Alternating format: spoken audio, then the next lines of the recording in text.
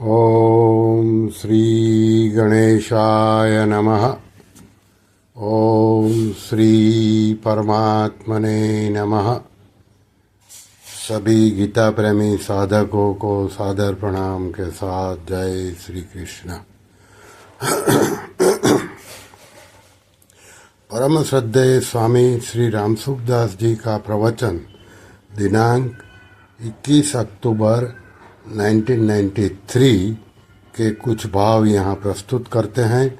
विषय है काम वृत्ति कैसे मिटे। परम श्रद्धेय स्वामी जी महाराज जी कह रहे हैं कि वृत्तियों का उत्पन्न होना नष्ट होना तो स्वभाव है। 3 वृत्तियां हैं, घोर, शांत और साधारण।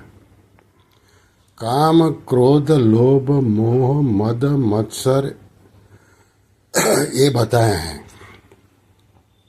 इसमें काम, क्रोध, लोभ मुख्य है।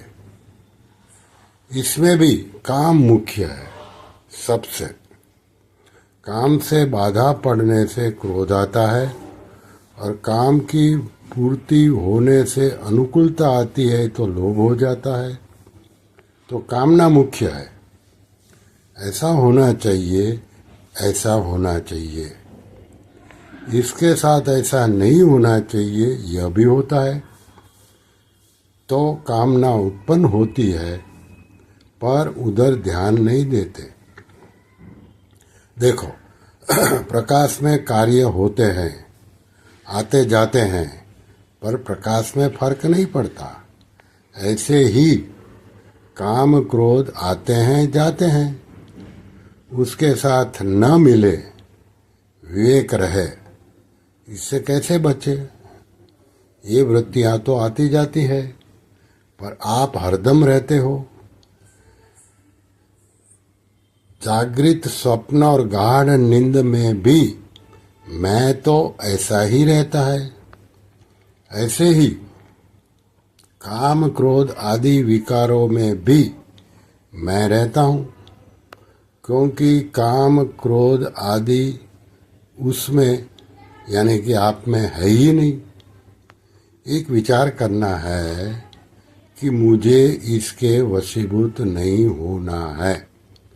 इंद्रियों में राग द्वेष होते हैं तो इनके वशीभूत नहीं होना है। अगर निर्लेप रह जाए तो यह ज्ञान का मार्ग है। अगर निर्लेप न हो सके, काम क्रोध में बह जाते हो तो भगवान को पुकारो, हे नाथ, हे नाथ बचाओ। दुखी होकर पुकारोगे तो लाभ होगा। तीसरी बात है, जिनकी वृत्तियां शांत है, विरक्त है, उनके पास रहने से वृत्तियां शांत होगी। कामी क्रोधी के पास आने से काम क्रोध बढ़ जाते हैं। तो जिनकी वृत्तियां शांत है वहाँ स्वतः ही वृत्तियां शांत होगी। और एक उपाय है, भक्तों का चरित्र पढ़ो। एकांत में बैठ गए, घंटा 2 घंटा आधा घंटा भक्तों का चरित्र पढ़ो। पढ़ते पढ़ते हृदय गदगद हो जाएगा तो भगवान को पुकारो, हे नाथ, हे नाथ, भगवान का स्मरण करो। तो जब तक प्रार्थना होती रहे तब तक करो, जाप करो। फिर ऐसी स्थिति न रहे तो वहीं से फिर पढ़ो जहाँ से हृदय गदगद होता है। फिर जप स्मरण करो, भगवान का चरित्र पढ़ो, गोस्वामी जी की विनय पत्रिका पढ़ो। तो एक तो हृदय गदगद हो गया, अश्रुपात हो गया, ये होता है। दूसरा, मन शांत हो जाए, कुछ विचार ना आए, चुप हो गया, तो ऐसे आप में एक ताकत आएगी। और ज्यादा वृत्ति आवे, गड़बड़ करे तो राम राम राम करो। मन से जपते रहो, कान से सुनते रहो। आते जाते श्वास में जप छूटे नहीं, श्वास लेते छोड़ते हुए राम राम राम राम कैसे करे करके बता रहे हैं। ऐसे भगवान में लग रहो, हरदम लगे रहो।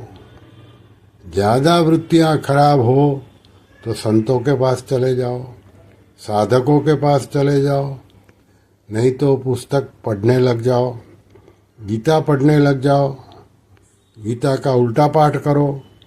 ऐसा करने से ताकत आ जाएगी। पुकार करो भगवान से, भक्तों का चरित्र पढ़ो, गीता का पाठ करो, करके देखो आप। वृत्तियाँ उत्पन्न और नष्ट होती है, ये तो सही है, पर तटस्थ रहो। वृत्तियाँ आती हैं तो जाने के लिए आती है, नष्ट होने के लिए आती है। ज़्यादा वृत्तियाँ हो जाए तो कहो ना, उंगली से कहो ना, मन से कहो ना। एक दो बार करने से नहीं मिटे तो भी कहते रहो, अंत में आपकी विजय होगी।